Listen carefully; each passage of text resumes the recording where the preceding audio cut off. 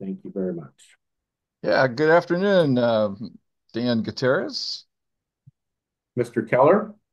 Marty Keller here. We're both here in Sacramento, Dan and I, and welcome everybody to the Intentional Living podcast, where we discuss the intentional living process that was developed by our friend John Donovan. Many of you have watched podcasts with John and myself, and Dan and I were both trained by John to be facilitators of the Go ahead and say accountable it. living. Yes.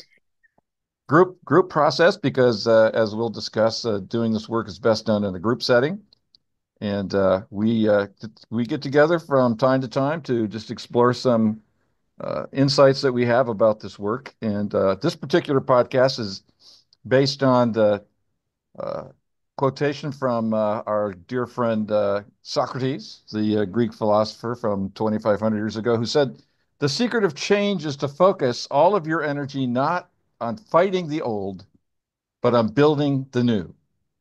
And as we've said many times in this process, the accountability practice really helps us grab hold of the challenges of the past and transform them into what we want going forward.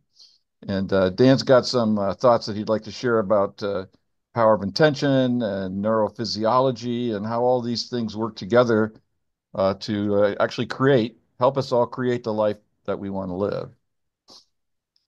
Yeah.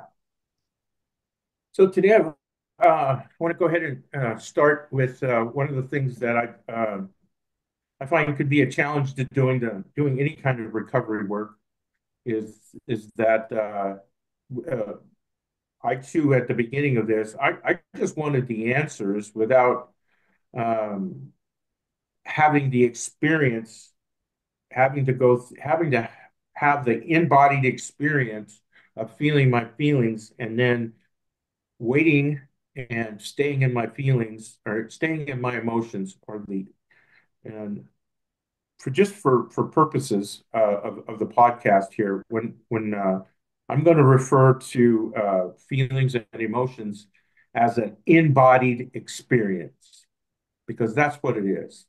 It's not that something happens up in my brain or in my body. It's an embodied experience. It's not an out of body, it's an in body. And then I'm going to be referring to when I say that, I'm going to be referring to my feelings and my emotions. So does that include the physical sensation that we feel like when we're afraid or sad or happy? Right. Those are embodied experiences, body sensations, emotions, or my feelings. Right. These feelings and emotions are can be I don't know. There's a lot of dialogue around what feelings are, what emotions are. Sometimes they're used interchangeably. Sure. Um, so I'm trying to narrow it down and just call it one thing and call it the embodied experience that I'm having. And before you go to that, Dan, just for the person who might be watching this for the first time, can you just give a quick overview as to why we're going to talk about feelings and why they're so important to the recovery process? Um,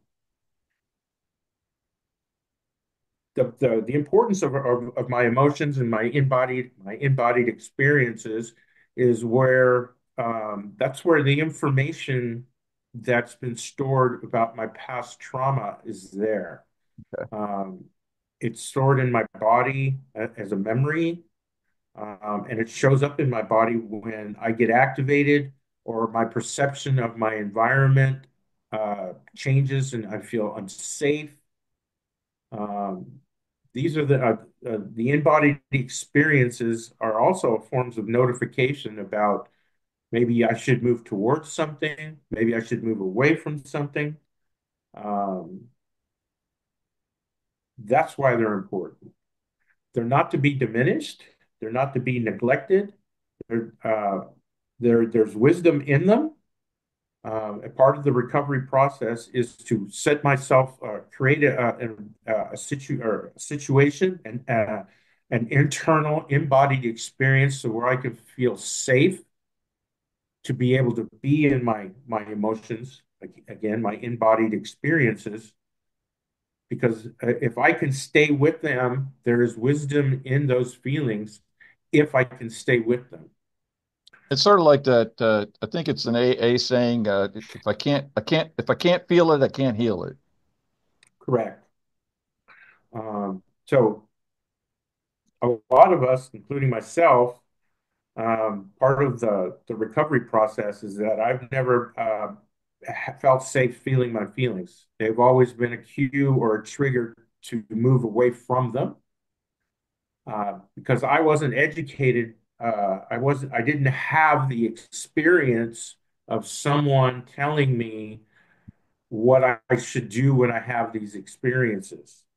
Um, the experience that I label fear, anxiety, um, tension, uh, uncomfortable, fidgety. These are all labels that are put on body sensations, embodied experiences.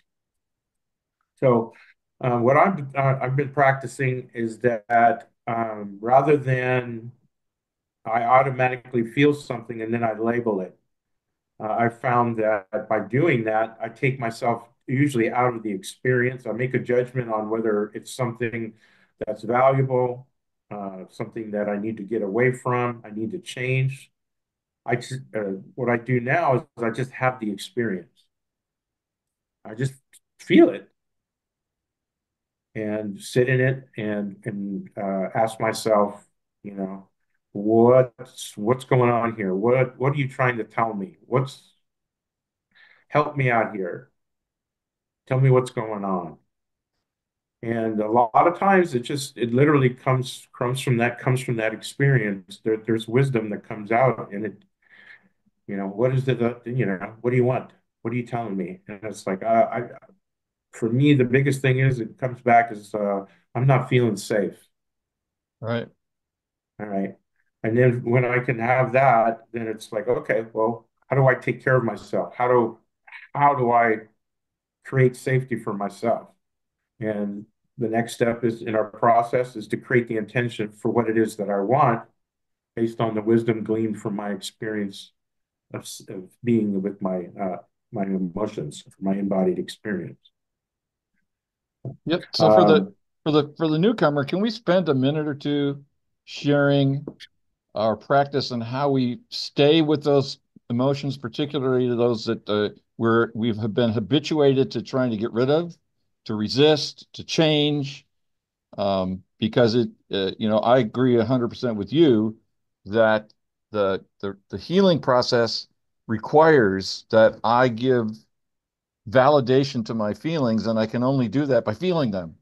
I can't do that right. by describing them with words. I can't do them by thinking about them. It really does require me to sometimes I have to take a deep breath and to stay with them. Or sometimes, um, when you and I are facilitating other people going through this process, we might invite them. I do this a lot. As I said, put your non-dominant hand on that part of the body where you're feeling that sensation most acutely. Mm. And for me, I don't know, but 80% of the time it's in my gut.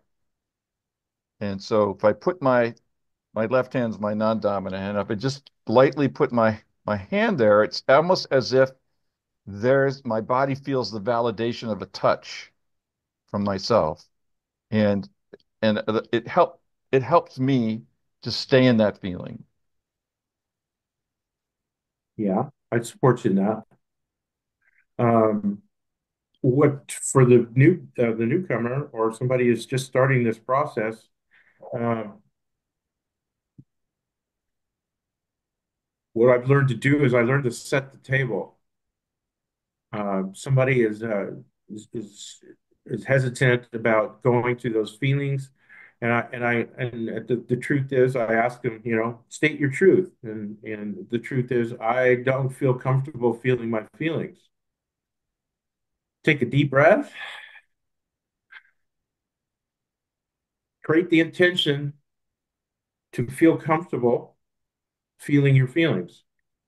I intend to feel safe or be safe when I feel my feelings. And that's how it starts.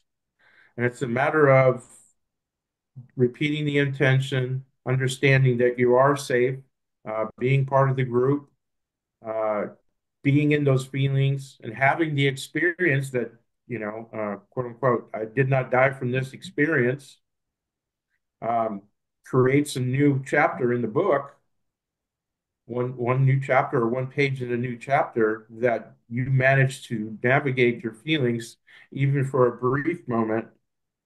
You didn't die from the experience, or you didn't experience what you thought you were going to experience. And then we start building what do you call it, a volume of experiencing my feelings and safety. And then over time, it's kind of like sticking your big toe in a hot bath. You stick your toe in for a little bit and you take it out, and maybe ease your foot in, and then your leg, and then eventually you can submerge yourself in the feeling. There's no hurry. You can't do this wrong. If you're in your recovery, um, create the intention for what it is that you want. If you're struggling with feeling your feelings, we call it intentional living. We start by creating the intentions. I intend to be willing to feel my emotions. I intend to feel safe when I'm experiencing my embodied experience. And that's how I start people down that road.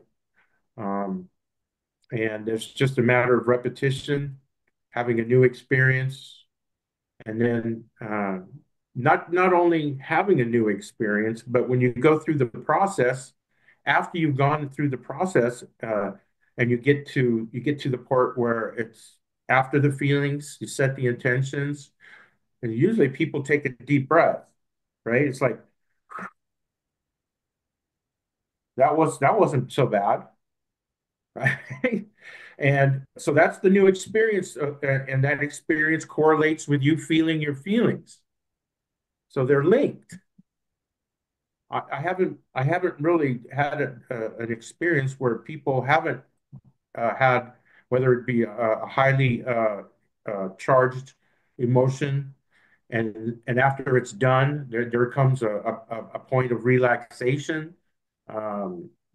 People take a deep breath and they change. There's an experience, a success. You've navigated this, and there's success here, and I didn't die, and I feel better by having moved through it, having done this. Okay, and then it's like, okay, well, now the experience is over. What do you want? What kind of experiences do you want to have now? Do you want to have more of this? Create the intention for more of it. I intend to see my emotion. I intend to see, feel, and listen to my emotions. And over time, the ability to do those things, you either come to the group and watch other people do it, or based on your reticular activating system, you find a book that talks about how to do it, or a podcast, or a YouTube video. And it all starts with the intention. But getting back to the importance of having the experience, I can't, I can't, I don't want to say can't.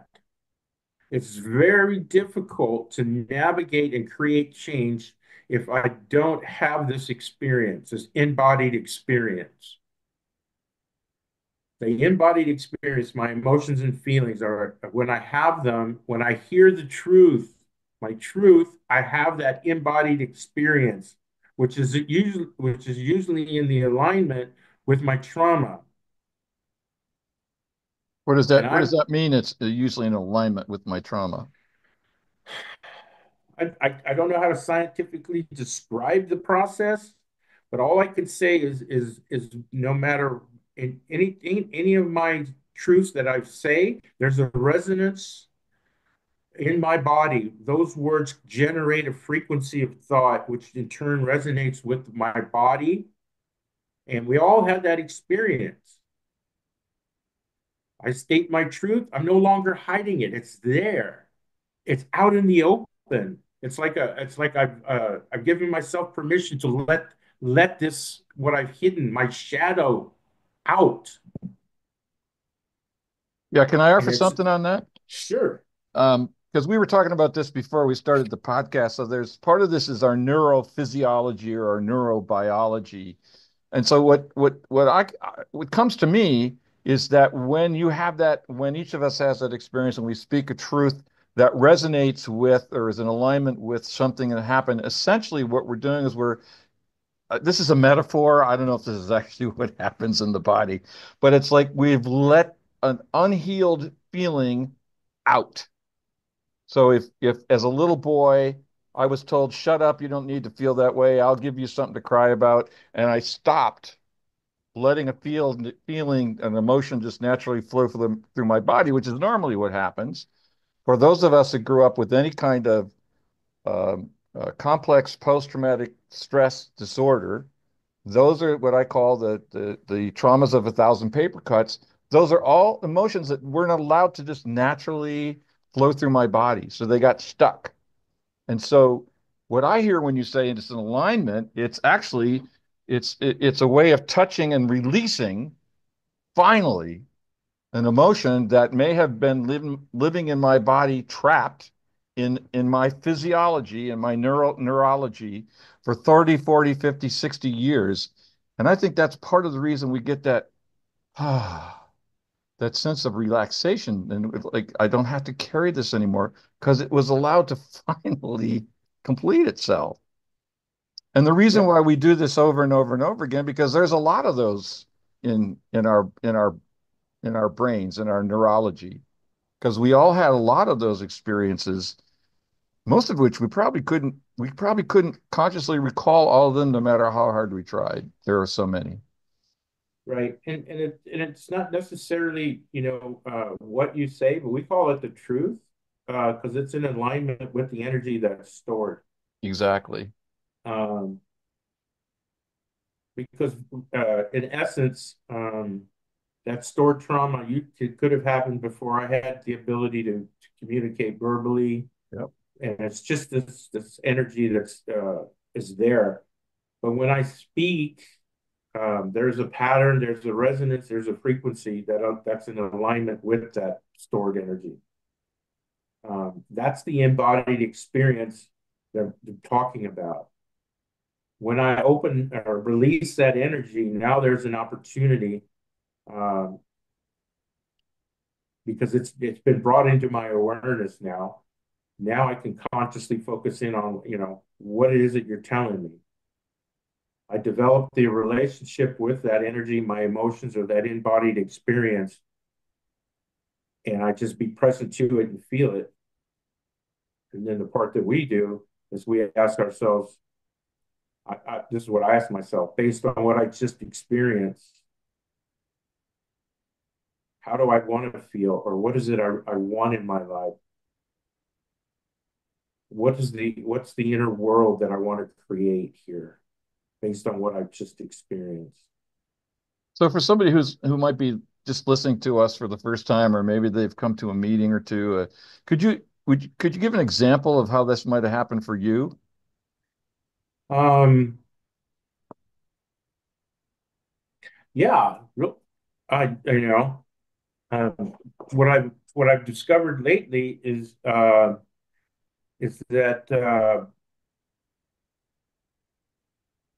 my growing up, I my solution to not being verbally and physically assaulted was that I would project that I know everything, that I'm all knowing, I'm smarter, I have more experience. That way, people wouldn't look at me and question me. So, what I'm discovering is that the slightest quote unquote question about my authority, my knowledge, triggers the feeling, triggers that embodied experience. That's the trauma. And That's can you describe that? yeah. It's Or it's maybe you don't. it's fear. Yeah. It's like standing in front of a firing squad, and I'm held to account for what I've done. And the fact that I'm trying to explain it, I know that no matter what explanation I give, I'm guilty. So that little boy, he developed the desire, or the process is that he was going to become unassailable. I would become the authority in everything. I would develop a pattern of reliability, consistency, that nobody would question me. So you would never get drawn before that firing squad again. Never, ever. And then when I get asked a simple question, if I've done, did you take out the garbage?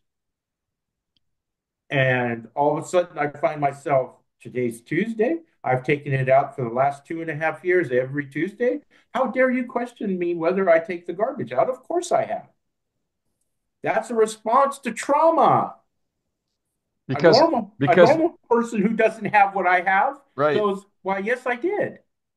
Because behind the question, you hear the cocking of the rifles. Don't you know who I am? Don't you question me about anything. You told me once, I know forever. So this is a great example, Dan, because what you demonstrate with with your experience there is this twofold way that we have been trained to avoid our feelings.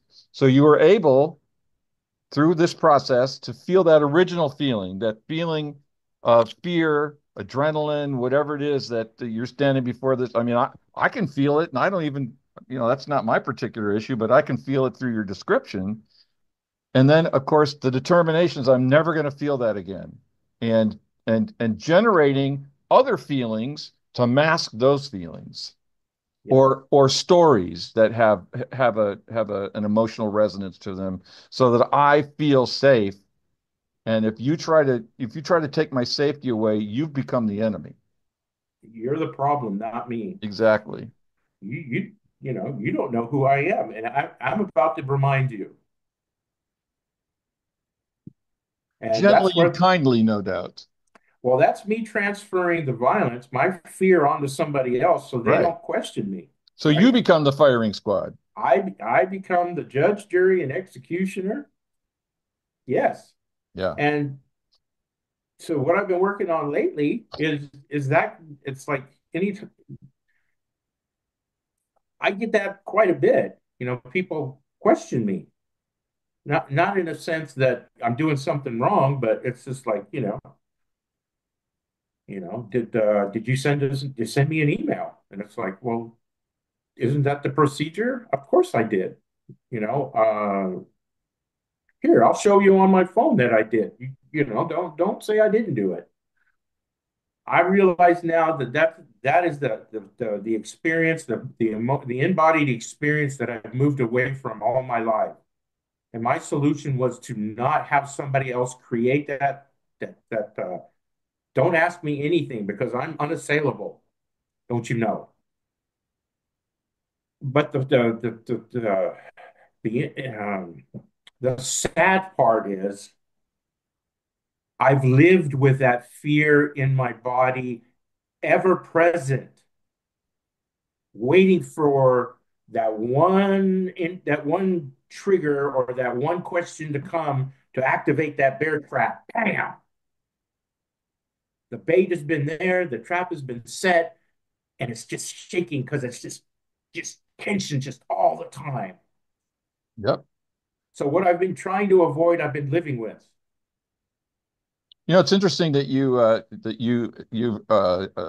illustrating this for us, because as you're talking, it reminds me of, I think it's the second trait of the laundry list of ACAs, which is fear authority figures. And I suspect that the experience that you're describing, many of us have. I had that just this afternoon. I opened an email from somebody in a group that I send an email out to every week to remind them of the meeting. And the email basically said, I want a reminder. And I'm like, I sent a reminder out to you Saturday. Didn't you get it? And that feeling that you're describing, I had the exact same experience. And so let's Yep. talk, because we have a few minutes left. Let's talk about what we do when we become cognizant of this feeling and to create something else. So the challenge for me is to, number one, be aware of what's happening.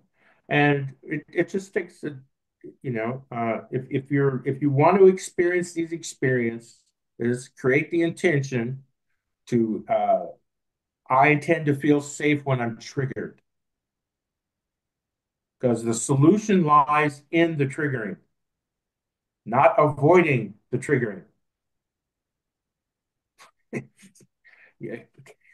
Counterintuitive. Because I'm going to get triggered. If, as a human being, and I live on this planet with 8 billion other people, 8 billion plus, I'm going to get triggered. So the Damn. solution is not to be triggered, but the solution is to be triggered and figure out how to navigate it and why I'm being triggered. Not you don't even have to. That's another part. The why comes from having the experience, feeling your feelings. I don't need to know why. All I have to do is give myself permission to feel those feelings when I get triggered. The wisdom will come. I don't need to know why to create my future. Exactly.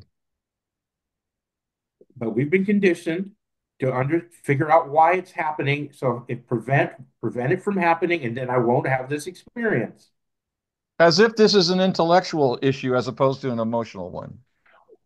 Well, for me, the more I do this, I see that I didn't get the training to understand. I've got the reverse training where everything is up here and my emotions are secondary, Right. which secondary, second class citizen, we don't rely on them. They don't have the information. If I stay up here, I can avoid the body. I can avoid those feelings, except for when I can't, and then I don't know what to do with them. So the wisdom lies in my embodied experience when it happens. You cannot not know when you're being activated or triggered. The alarm's going off, your adrenaline starts to go, and it's just okay. I need to be the loving parent to that inner child or that past experience and go, there's nothing wrong. I'm here right now with you. There's nothing bad's going to happen. Uh, share share what's going on. I'm here. I'll hold your hand. I'll stroke your head. I'll hug you. I'm creating a safe environment so I can navigate my emotional, my in embodied experience, so I can glean the wisdom from it. I didn't get that. My feelings are to be avoided, not felt. They're my fault anyway. It's my fault that I've done something wrong. It's always my fault. Um, how do I I just, avoid that? I become the all-knowing. I become the Mr. Know-it-all. I become the guy in front of the room talking and teaching other people about certain things. I become the authority up until I have these things that happen. And, you mean these triggers? I call them opportunities for growth. There you go. And I move toward them as best I can and allow myself the gift of being a human being, which is to learn from my experience. Give myself the opportunity to have the experience to learn and gain wisdom from. And when we do that, um, every time we do it, it strengthens our inner new conviction of the world that we want to live in. Just as Absolutely. just as we every time I feel those original feelings, I release them and heal them. At the same time, when I take the second step of the accountability practice, so the first step, feel my feelings, tell the truth, feel the feelings of that. Second step, what do I want? And when I get that answer, to to state it as an intention. I intend to feel safe. I intend to feel happy. I intend to feel peaceful. That then goes back into my subconscious and reinforces that new experience that I want to have so that the next time I have a trigger, which as you said, I will, like I did this afternoon, rather than flying off the handle, I just go, oh, I'm having a trigger. What do I want? And that becomes, as you know, because we've been doing this for many years now, that starts to become habitual. Like the old habit used to be fly off the handle, get angry, attack the person who said something. Now we have a whole different habit that we created by doing this process. Absolutely. And so we're coming to the end of our time together, and I wanted to just do that summary for, again, the person who might be watching this for the first time and invite you to participate in our group process because this is where we help somebody who's going through this for the first time, somebody who's found that his or her life has become so out of control or unmanageable that you need help. That's how I got involved in it. My first 12-step meeting, which was adult children of alcoholics. I just couldn't do it by myself anymore. I need help. Yeah. And so our meetings, we meet on Zoom. We have 4 different meetings a week, different times of day. There'll be a card at the end of the podcast after Dan and I have signed off with the information on where and when. And where is on Zoom, and each meeting has a slightly different Zoom address, so you can check that out. We'd love to have you join us. When you come to a meeting, you can come with questions, come with arguments, disagreements, doesn't matter. Or you can come and just sit and listen, does whatever you want to do. But we'd love to offer you this process that Dan spent some quality time sharing with us today so that you too can figure out how to befriend your triggers and turn them into something, an ally, something that can help you create the world you want rather than have you be stuck in a prison of endless unhappiness and reactivity. So before we wrap up, Dan, any last words of wisdom for our audience?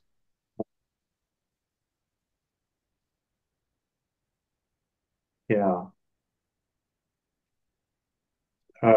Pay attention. Um, just have awareness of what's going on. What have you learned about yourself in the last week? As one way to start that introspection. Pay attention to what's going on the inside, and throw another quote out there: "The world outside of me is but a reflection of the world inside of me." So on that, I'm complete. All right. Well, again, as always, thanks a lot for your time and your thoughts and wisdom, and I look forward to our next time together. Me too. Thanks, Marty.